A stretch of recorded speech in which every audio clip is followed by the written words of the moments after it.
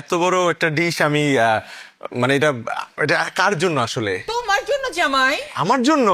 না না, আমি একা তো এত খাবার খেতে পারবো না। কি কইতাছো জামাই?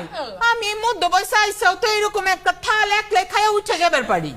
আরে আমি আরো ভাবলাম যে বাল বুঝি কম হয়ে গেছে। না না না, শোনো, তোমাকে বয়সে এরকম আস্তা গরু গিরা বানাইছে।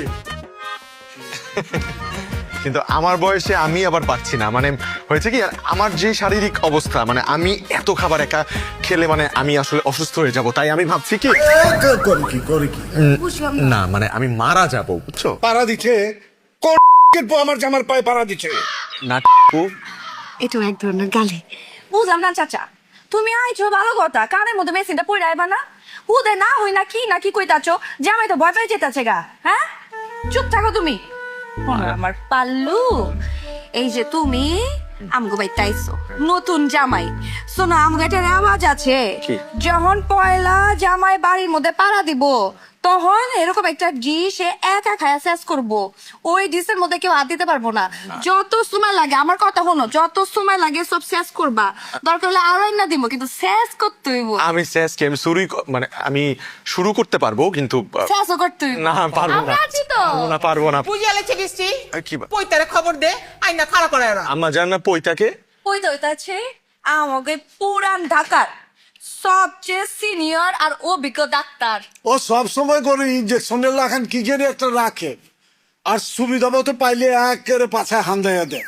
এরপরে সব গড়গড় গড়গড় গড়গড় একা খারাপ হয়।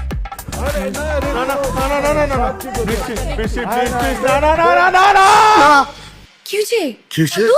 শরীর খারাপ করছে? না না, আমি ঠিক আছে। কি? না।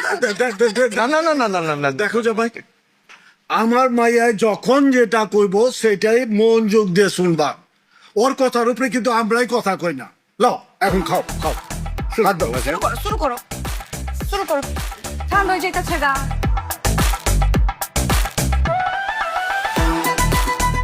আন্ডা লো, আন্ডা রাখো। খাইতাছে, শুরু করো না। সবই তো তোমার খাইতে হইব।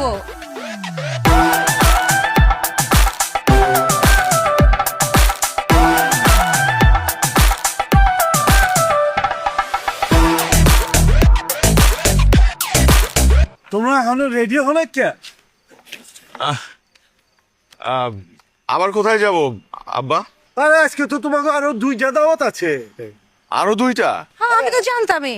আমি তো জানতাম না। তোমার জানার দরকার নাই কা। এইটা আবার কেমন কথা আব্বা? আমি না আর পাচ্ছি না, মানে আমাকে কি আজকে প্লিজ কোনোভাবে মাফ করা যায় না? কি শুরু করছো তুমি কালকে থেকে? মাফ করা লাগবে, কি হয়েছে তোমার? তোমার জন্যই তো হয়েছে। তুমি কি শুরু করছো একটার পর একটা? আমি কিন্তু খুব বিরক্ত হচ্ছি। এই জামাই, তুমি এমতে কথা কইতেছো কেলা? আমার মাইয়ার লগে আমরা কেউ এমতে কথা কই না। আর ও এমন কি কইছে? যাওগা, জামাই হইছো, দাওয়াত তো একটু করবই।